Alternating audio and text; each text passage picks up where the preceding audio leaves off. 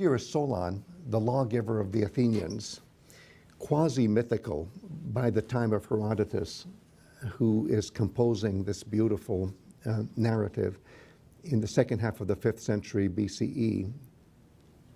And Solon would be a figure, even though he was historical, who is more mythological than historical. We can date him back to the early 6th century BCE. Croesus, whose kingdom Solon is visiting, is arguably the most wealthy, the most powerful, the most prestigious person in his time. And here's the lawgiver of the Athenians who is visiting his kingdom. So Croesus wants Solon to recognize that he, Croesus, is, how should we say it, the luckiest person in the world. Or let's say it in Greek, the most olbios person. And the surface meaning of olbios is fortunate. But underneath the surface, when you use the word in venerating heroes and contemplating the stories of heroes in the context of hero cult, it means something very deep. It means blessed in the sense of somebody who has achieved an afterlife and is now a cult hero and therefore now has the power to confer good fortune, prosperity, fertility upon the community that worships this hero. So that's the deeper meaning. And obviously, here's Croesus, who is not yet dead, and who knows what will happen to him, even if right now he is the most wealthy, the most powerful, the most prestigious person in the whole wide world. What is the wise man going to say? What is Solon going to say when Croesus asks him, who is the most olbios?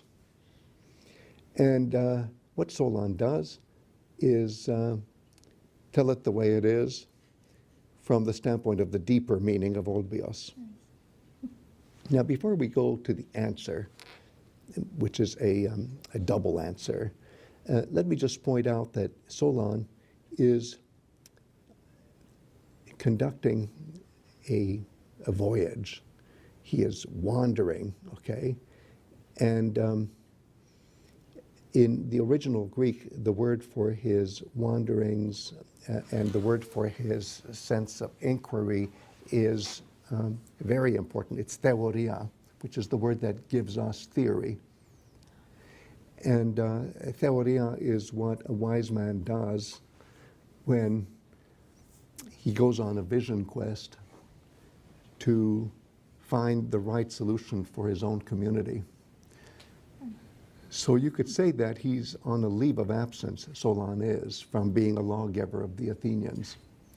And in that process, he is interacting with this most important person in the whole wide world and giving answers that will really be the moral foundation of the law code that he gives to the Athenians.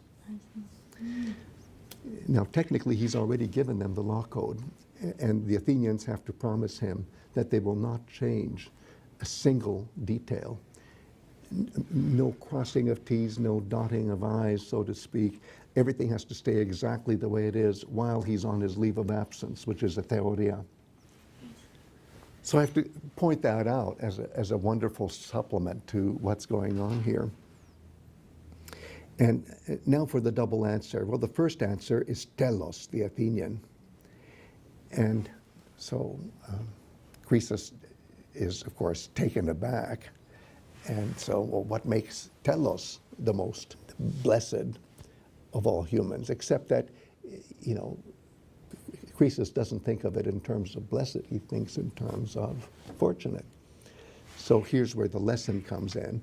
And in this part of our conversation, we'll only handle the first part of the answer, which is the answer telos. When you look at the story, well, there's not that much to it. He lived a good life, and he died in battle, and he died for his community in battle, and he died exactly the right way. And then the Athenians gave him a funeral and gave him a hero cult. So he became a hero cult. And of course, that's the key. Yes. And it's also a key that his name, Telos, is derived from telos, which means, among other things, having successfully completed an initiation. And a lot of other meanings, like coming full circle. And all these meanings have to do in one way or another with initiation into the mysteries of hero cult. So what could be more obvious to somebody who's initiated already that this is the right answer? Yes. And what could be less obvious to somebody who's not initiated, who's still obsessed with the idea, well, but I'm the one who's most important because the criteria that I use for what is most important are the ones that made me who I am. So, one little hint besides the name of Tellos is that all this is happening in Eleusis, which is for Athenians, the place where you're initiated into all the mysteries. It's a kind of synthetic initiation, civic initiation, that certainly includes any kind of mystery you can imagine for the worshiping of heroes. This is an amalgamated set of mysteries about what it is to be Athenian. But the fact that the death happens at Eleusis, which is the site of the Eleusinian Mysteries, is again a very good indication that we're dealing with mystical language that the initiate understands and that the non-initiate does not.